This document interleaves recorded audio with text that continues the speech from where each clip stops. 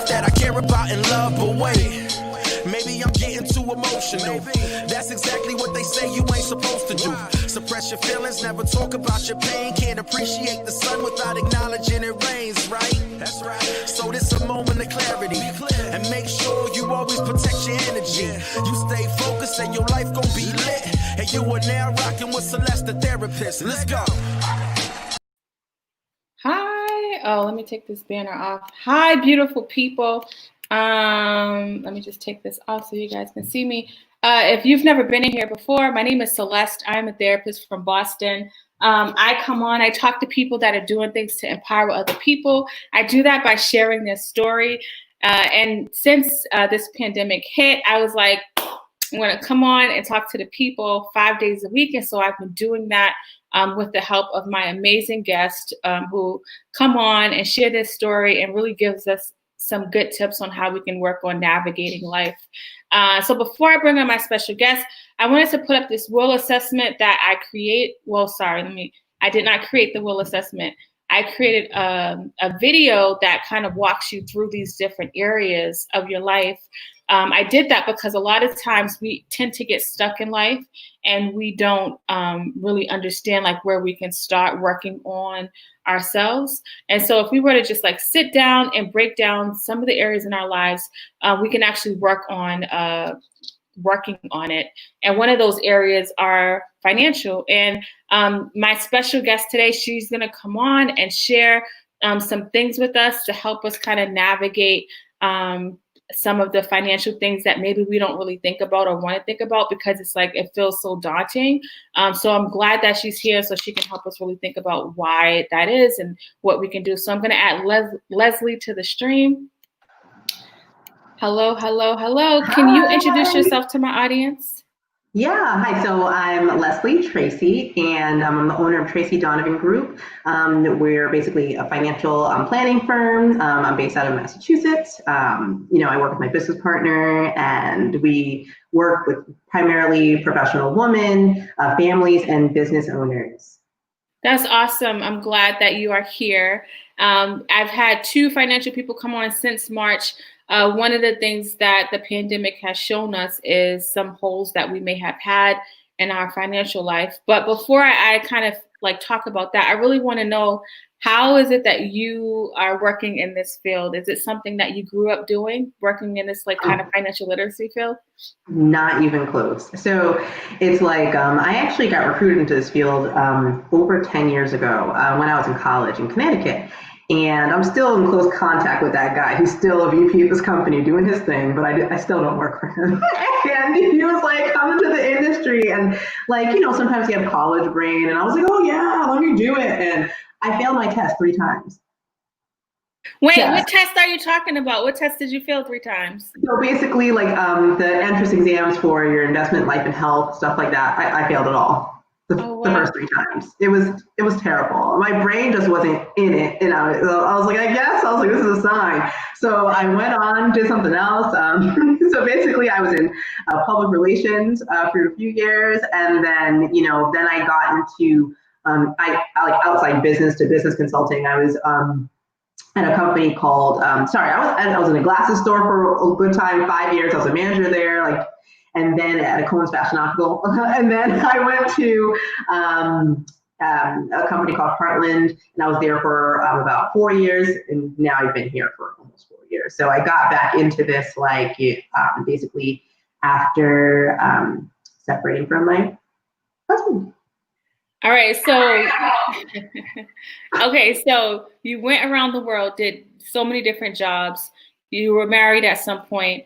Then the separation took place. Was there something about the separation from your husband that made you want to kind of look at your finances different? Well, yeah, because it's like when we had started, it's like, I was kind of more in the driver's seat, and then it kind of switched and things like that. And, I kind of took it for granted. He would just kind of take care of everything. And then when we split, I was like, oops. I was like, I probably should have been paying attention to a little bit more things. And I started at that point in time, I started looking at things like, my 401k, looking at, my insurance coverages, looking at what I was doing. And I was like, wow, I'm like, if I was college educated and I had good parents and stuff, and I don't know this stuff, I was like, I know a lot of people don't know this stuff. So since I was recruited into the industry years ago, I was like, you know what? I was like, let me try this again. And then I passed everything the first time. This time around, 10 years later. But it was like that was really the catalyst for me coming into this industry, because everything that I've done has been very relationship focused. Everything, whether it was a manager or, working in business to business sales like I was before I came here. So all relationships. And so it was very natural. Okay, so that makes sense. So something happened to change, and luckily, even though you failed 3 times, you still had enough like strength, or you pushed past that fear and took the test, passed it, right? Yeah, because it was 10 years later, and I was a full-on adult. So now you passed the test. What makes you want to like create your own brand around this? Because it's one thing to, do this with an agency, but you actually are doing this for yourself with your partner. Yeah. So basically, just to kind of more about the parent company. So the parent company that I started with was New York Life and New York Life Investments. And it's just like when you go independent, after you've been at the company for a certain amount of time, you're able to broker them and a bunch of other companies. So it's no longer you're just an agent for this one company. You're able to, do what's best for your clients based on their needs, because one size does not fit all. And so like why I'm like really passionate about building my brand, and that's still like kind of like a work in progress. You'll see there's a disparity between my website, which is under construction, and my social media. It's just a matter of, I really think it's important to really work with the demographic that I want to work with. Yeah, and so that's why I think it's very important. And what demographic is it that you feel kind of compelled or passionate about like working with? Well, women, of course. So women, families, young families, business owners. And when I say business owners, I have a penchant for working with breweries, and also nurse practitioners who have like Botox practices. So those are like my niches type of thing.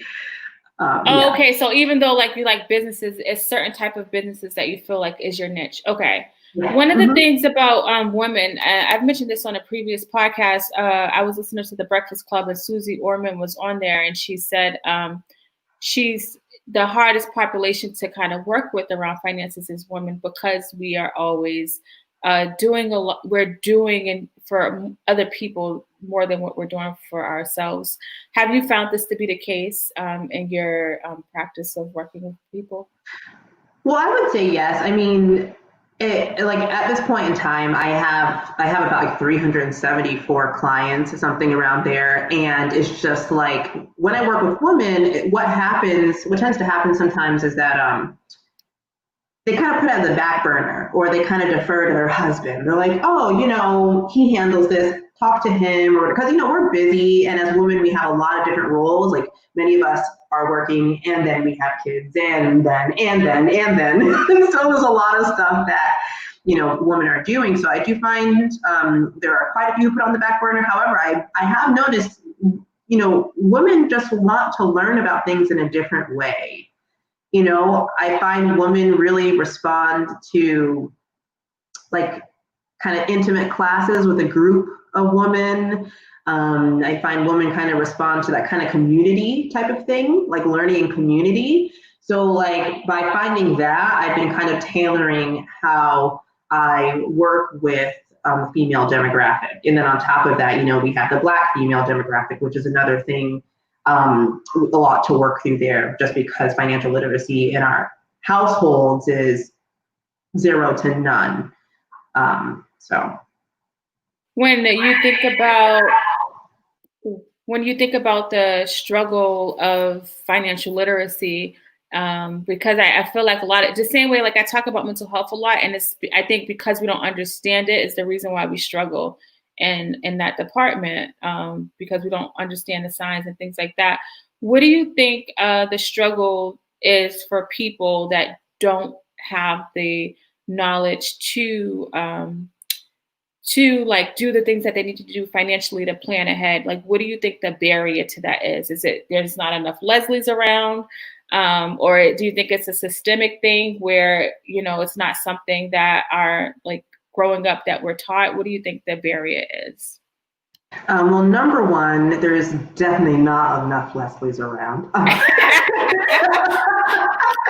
So, like something that I have found is like, you know, with CFPs, it's a designation that I don't hold yet. However, CFP is Certified Financial Professional and Certified Financial Planner rather, and less than 1% of them are African American, less than 1%. And so there's a wide disparity as far as like, you know, Caucasian and Asian financial planners as opposed to African American. Like in my office, I'm literally, I think there's hundreds of people in our office. Like you can count the, you know, the Black insurance advisors or financial planners, probably two hands out of hundreds of people. However, at the same time, I do believe it has started as something systemic as far as like, you know, knowledge has not been something that has been given readily to the African American community.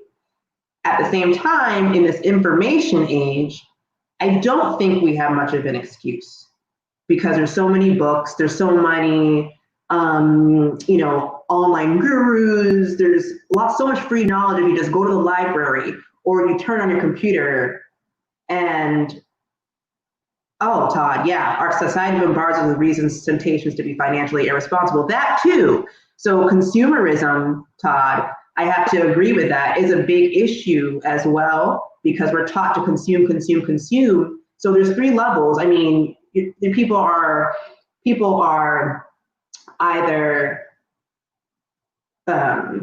what is it called? They're like, they're like struggling. So there's either struggling, or then the next level people are stabilizing, and the next level people are thriving. And one of the big things in American society is that we're taught to consume more than we create. So that creates a huge problem. Not, however, I see a lot more in the African American society because I have clients who, you know, they make big money, but they still don't have pennies to rub together at the end of the month because they're so focused on the facade and the look. Now, you're absolutely right. I agree 110%. Now, COVID happens, pandemic happens. A lot of people, including myself, realize like I really don't need half the stuff I get or do half the stuff that I do. What do you think? Where do you think people can go from here? Because I know this has been eye-opening in the financial department for so many people. What is kind of have been your advice? Because you have all of these clients and you've been preaching about this before the pandemic, right? So now this is happening and it's like a wake-up call for so many people. I'm curious about where you're kind of leading people. Well, it's just a matter, it really depends on where my clients are. I have some clients that make millions, and then I have other clients that like make like 30,000 a year. It's like I can't do the same thing for both of them. And however, it's just a matter of having a spending plan is super important. I don't like to call it budget. I think budget is very constricting. I like the term spending plan because, you know, there's this great book. I'll give it to you in the comments later. I'm kind of forgetting it, but he talks about basically how there's like different types of expenses and not every expense is the same. Like, you know, we have our lifestyle expenses, and lifestyle expenses are also a choice because sometimes people think it's analogous to income, but no. I know people who make $60,000 a year, but they live this expensive lifestyle on credit cards. Then I also have people who make a lot of money and they live a very frugal lifestyle.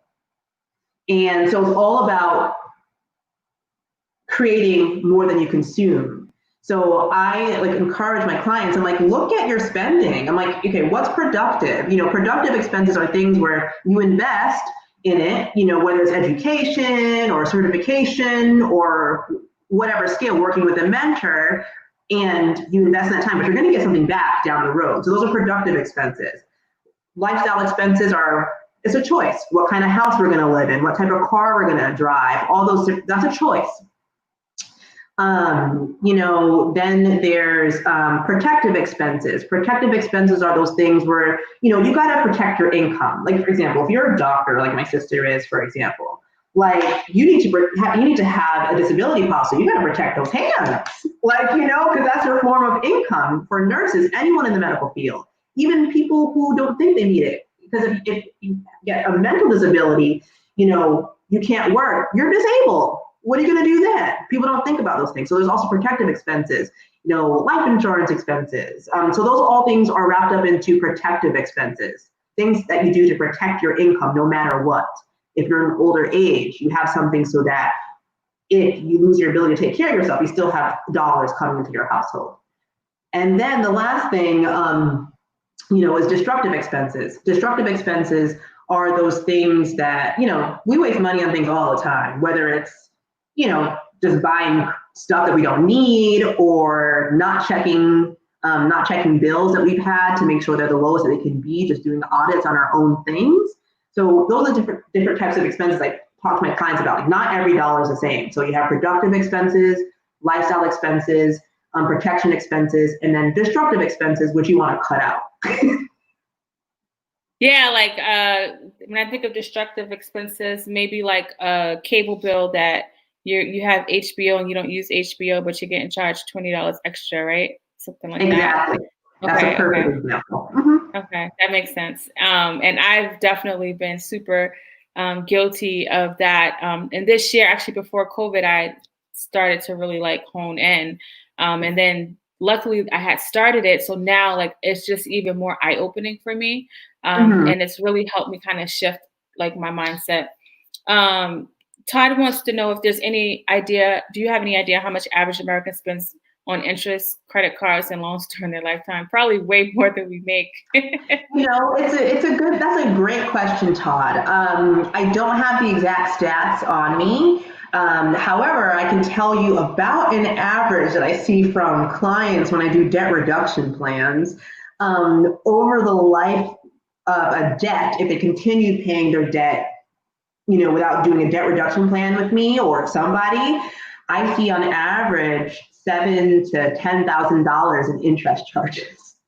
Damn. If they continue to pay as they've been paying for the life of their loan. Wow, that's a lot.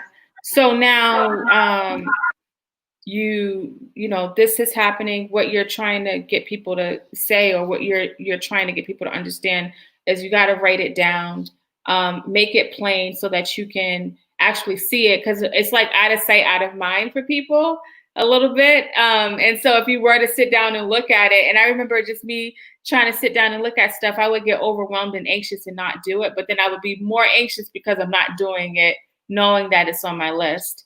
So that's something that I think is important. If you're listening to this and, anything is resonating for you, just start writing it down and looking at, what you are spending your money on. What is it that you need? And I like the way you broke down those expenses.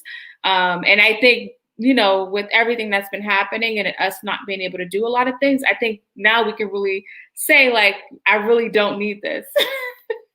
That I've been saying that a lot. I'm like, oh wow, I really didn't need half the stuff I was doing. So I think this is a perfect time to really start to work on that process, right? I agree. I mean, this has been it's like I'm thinking about my gas tank. Like, I have not filled up. I filled up 2 times. Gas, you have to use. I have to get to my office or what have you. That's always going to be a thing. However, I even me, and I'm pretty cheap, I started like reevaluating things. I'm like, do I need to really get my nails done all the time? No. I'm like, do I really need to do certain things all the time? No. Yeah. And my partner and I, we found ourselves like, eating at home so much more and everything like that. And it's like, it was kind of nice. And so it's just like, you think about those things, definitely more in these situations. And, I think with coronavirus, something that this has also taught people and I hope they really learn their lesson because, my partner, he's been in the business for 20 years and he's like, people in 2008 didn't learn anything. They just went back to their bad habits because it's behavioral. It's a behavioral thing. And it's actually, it's actually a destructive mental behavior to destroy yourself financially. And that's another thing altogether. It's because one of the things I talk to my clients about, and I love how Susan Ortman talks, I can't pronounce her name, but how she talks about it, a matter of what's your earliest money memory? I do ask my clients that, how did you see your parents dealing with money? Because I think that's important to understand where you're kind of coming from and how that's triggering some behaviors that you have going into your future financial self. Because if you don't understand what you're doing now, you're never going to go forward. Yeah, I agree. And when I think about my memories, the bills were always paid. My mom was a single mom, and she always saved and did these things, but there was never conversation about it.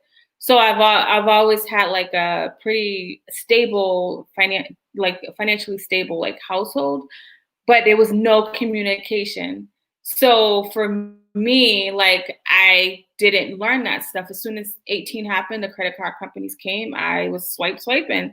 As I'm I got $5,000, but I had to learn. I actually don't have $5,000. I have negative $5,000 plus interest. That's crazy. Now, one of the things that you are doing now is a book club. Tell me a little bit about the book club and why you started it. Yeah, I actually started it because shout out to Dominique, one of my clients. She's been a client of mine since I started. And she was like, Leslie, because I always recommend books to people. It's just one of my things. My mom's an educator, my father's a pastor. So I'm naturally very educational in what I do. And I do this for every client. She's like, Leslie, you need to start a book club. She's like, you need to start a book club. And I was like, and I was like, keep me accountable. I'm like, follow up with me in 2 weeks, 3 weeks. And of course she did it. And so finally I started it. And basically it's called the Gold IB Book Club. And it's for primarily women, and we will read books about entrepreneurship, business, and also money mindset, money history, things like that. So, they can become educated. So that's what that is. That's awesome. And if you're listening to this on the podcast, I'm going to have the link for it in the show notes. You can find it on Facebook. But I think education is the root at change. Understanding, I love the fact that you start with earliest memory. And then now, we're thinking about this book club, or even without the book club, it sounds like you're recommending people to educate themselves. And once you open up your eyes, you can't close them back. You can see it more clearly now, but you can't see it if you're not educating yourself. It's true. I mean, one of my clients actually loved all the books today. I recommended so much, had a whole family meeting, got the aunts, cousins, everything on a call. So I could actually talk to his family about finances because we don't have these conversations. So I did a whole family meeting. It was with Zoom, and it was just a wonderful experience that I'm able to do that. And yeah, Knit Smith, yeah, that book club link will be there for you. So I've been teaching my kids about things as I'm learning. And I was teaching my daughter about assets and liabilities. And as we were driving by McDonald's, she's like, Mom, that's a liability because we don't need McDonald's. We got food at home. I was like, and she's 7. I was like, dang, I really wish I knew that at 7. And I think about the fact that I'm setting her up for success, starting an account and things like that for them. So by the time that they're 18, even though the account will go over to them, it's not like they're gonna blow it because they already got that knowledge built in them. Yes. And I feel like it's a beautiful thing. Say that again. And I was just saying, what you're doing with your children, that's such a beautiful thing. I haven't been blessed to have children yet. That's another topic altogether. Hey, PCOS ladies out there. Anyways, so like I haven't been blessed for that to happen yet. However, that's something that I do talk to my clients about. It's just like, because I grew up in a household, one of 7 kids, and my parents would give us little chores. Like my mom, when she was a teacher, before she went up in ranks, she would be like, oh, if you grade these papers multiple choice, like I'm going to give you $1 a page. And I'd be like, oh. so it's like, just assigning chores, not regular ones like, oh, spraying up your bed. No, kids need to be clean. But like, other things, like say it's like mowing the lawn or taking out the garbage maybe, or cleaning mommy's car or something like that. Put prices on those so they know what they're going to earn if they do those things. So it's like, you have your cap, obviously, because you can't go broke with kids, but it's like you teach them those things and you teach them, okay, 10% is going to go into your bank or 20% is going to go in your bank. And if you're a person of faith, you might say, okay, 10% is going to church, and you get them into those habits of paying themselves first, giving back to the community, whether that's church or something else, and then the rest. So that's wonderful that you're doing that. Your mom did that for you guys when you was that young? Yeah. Oh, that's awesome. So you kind of, Leslie, even though you was introduced 10 years ago, you low key been in this game for a little bit, Leslie. I have good parents. This has been a pleasure. You're so fun, and I feel like when you teach people is different because you're talking to them and not like you're up here. So the way that they're able to gather the knowledge is so easily to be digested because of the way you deliver it. Oh, thanks. I mean, it's just because it's like I'm not some like lofty person who just hangs out with doctors and lawyers and stuff, even though I have a few of them in my repertoire. But that's not everything, It's like I was that girl driving Uber at midnight, like crying, like wondering, like, oh, what am I like? I know struggle. I cause it on myself, but I know it's like it's not foreign to me. So it's like I'm very sympathetic when people have behavioral problems with money, because it's like once they're able to kind of work on those behaviors of what they're doing, they're able to really like sprout and grow, and like the education and learning helps to turn them financially into a different person. And that's like my main thing, like helping my clients to be the chief financial officer of their life. Because no one else should be, even me. No, I love that so much. That's so good. And you have the book club for people. And what if people are listening to this and they want to work with you? I know you said you're based out of Massachusetts, but is it only Massachusetts based, or can you work with other people? Oh yeah, so basically through online, this whole entire pandemic, I've been meeting with all my clients, new clients, all on Zoom. So it's just like I'm able to work with people throughout the United States. I'm primarily based out of the Northeast. A lot of my clients are in New York because that's where I moved here from. So New York, Massachusetts, Connecticut, Maine, New Hampshire. So most of my clients are in those areas. However, even if you're from somewhere else, I mean, you could send me a DM at Plan Life Happens. And yeah, I mean, or you can send me an email. Thank you. This was good. And everybody that's listening to this, you'll find her information in the show notes. Is there anything else you want to leave my audience? I feel like you gave us good nuggets as a parent, like the things that you just shared. I'm like, actually, I'm going to take some of that with me and use it. Because I'm just like transferring their allowance in an account. But I'm like, maybe I need to actually like let them look at it and show them like, yeah, to help out. Okay, sure. I know. Have them be part of that, and I'm not a mom, but it's just a behavior thing. Have them be part of that process so they see. So then they're like, it's normal to them. So as soon as you give them money, you're like, okay, how much needs to go into the savings account? Have them do the math on it. Like have it be very tangible for them. So then they will pick up the behavior. And it will be second nature when they get their own money, when they're 16 years old, or when they start working for some friend at 14, whatever. It's going to be second nature. They're going to be like, oh, my behavior is I got money, pay myself first, give some to community service, and the rest, let me see what my bills are. And that will get them into that habit very early. Yep. And as a therapist, I'm all about what you just said about the behaviors and stuff.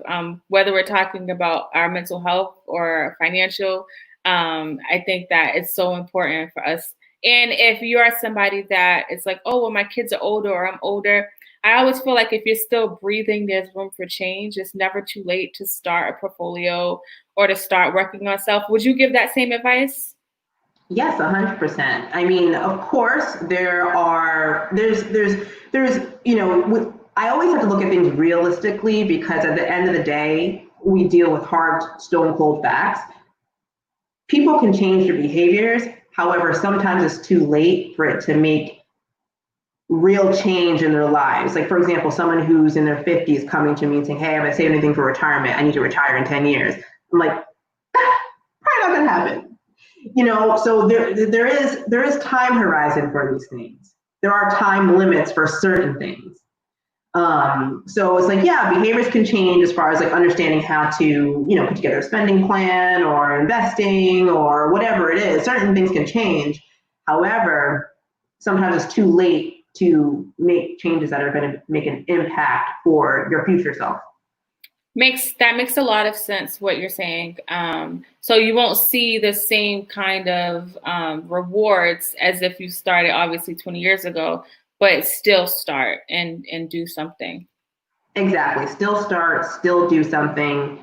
It's always better to be in a better financial situation than not, and to anyone who's like young on this call, I don't care if you meet with me, I don't care who you meet with somebody. Even if you're 18, as soon as you're 18, you're responsible for yourself. Mm-hmm. Like, you're responsible for yourself. Start talking to someone about how to get into investments, how to protect your assets, that just your health, how to protect that asset, with different financial vehicles. Like, the earlier you start, it's the better. And like the last thing I'll say is just like, as far as like the African American community, it's just like, there's been studies done, and like it's still a big problem. There's $630,000 of wealth in Caucasian households, as opposed to on average $98,000 of wealth in African American households. This is a generation where we can change that. There's a lot of firsts going to college, a lot of firsts doing this, a lot of firsts doing that. Like, this is a generation, and I really believe we can't blame the past anymore. We have to take responsibility for ourselves and go forward in our strength. Because yeah, I agree. Yeah, I agree. And I just think that because we get stuck, it feels so daunting. And so sometimes it's easier to be like, well, this is the way it's always been, or I didn't get a chance to have the same head start. And I think about me, like, I didn't have a chance to have a head start. But luckily for me, I always focus on the fact that, like, I feel like I'm destined for greatness. Like, I'm not meant to just survive, but live. So I didn't allow the past to dictate my present choices. And so, like, we're talking about finances now, but if we're talking about anything else, and if you listen to this podcast, you know how much I'm passionate about, like, letting you know, like, change can start today, but you have to have faith and believe in yourself for it to take place. Like, Leslie can't do it for you. I can't do it for you. Like, you have to do it for yourself. And so I 100% agree with that part about, like, don't stay. Yeah, that's part of the issue, the systemic racism and the fact that we weren't set up to succeed, but I believe that we can. Yeah, and one last thing I'll say about that, like, my parents came here from Jamaica. No money, moved to Michigan. They only had 2 kids at the time. Then they moved to New Haven. My mom had to get her degree again because America thinks they're superior and that degrees from other places are not as good. She had to get her degree again. She went on to get her master's. She went on to get her 6th year. She went on to get her PhD. And by this time, she had 7 children with my father. Yeah. And so she came here, she worked in the same system. She started out as a teacher, and now she's a superintendent of the entire system. Same system for 36 years. And when she came here, she was doing whatever. She was cleaning potatoes. She was a flashlight cop. She did not have any advantage, except, like you said, she had a belief in herself that I am meant to be up here. What I'm doing right now is temporary. So for all the people who are saying, like, oh, I'm here, woe is me. No, you're where you are right now is temporary. You need to have a vision of yourself for the future and work toward that and believe in yourself. And then things will start to come into your life. Like I have this little thing. This is my little like vision card for myself. And it's like, I'm not going to talk about it because it's mine, but it's just like, you know, the things that you see for yourself in your future, you have to talk about them every day and obsess over it and do stuff to get there. Oh, that's good. Dang, Leslie, you're giving me chills. That's so good. I feel like you're on here preaching now. But you are a pastor's child, so maybe it's a little bit in you. Oh my God. Thank you, Leslie, so much for making time to come on. You are a delight. You're so fun. Thank you. And so, yeah, so thank you. You're going to help so many people with like shifting their mindset. I think, you know, I'm trying to help plant seeds. And who knows, this may be water or sun or something that's going to get you to go over the edge and do it. And don't let this be the last time that you allow yourself to educate yourself on financial literacy. Like if this is something that's speaking to you, don't let this be the last time. Don't let it be just a feel good like conversation where you're like, oh my God, that's so good. And then you get off and you don't do anything. Get off, write down like what your next steps are. I think that's important to start creating healthy habits. So thank you, Tracey. Yeah, 100%. Thank you. All right, bye. She was amazing. One thing that I'm grateful for is for people like her that come on, and finances is something that like can be like there's a lot of shame in it. And one of the things she said was like talk to any like financial person. A lot of your jobs have like EAP like programs where you can get like a 30-minute free session with a financial advisor.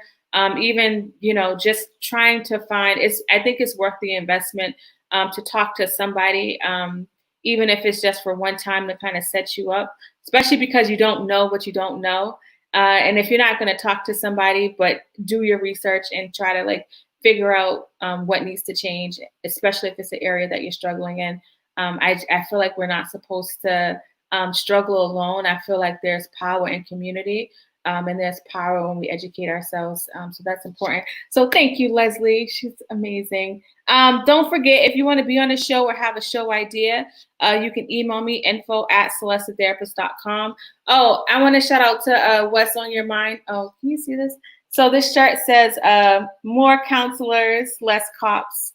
I thought this was pretty dope. So shout out to Teresa from What's on Your Mind, Inc. For this shirt. So follow me on all social media platforms. Love you guys. Thank y'all for rocking out with me, and I'll be back tomorrow, 8 p.m. Eastern Standard Time. Life that I care about and love, but wait, maybe I'm getting too emotional. That's exactly what they say you ain't supposed to do. Suppress your feelings, never talk about your pain. Can't appreciate the sun without acknowledging it rains, right? That's right. So this a moment of clarity, and make sure you always protect your energy. You stay focused and your life gon' be lit. And you are now rocking with Celeste, the therapist.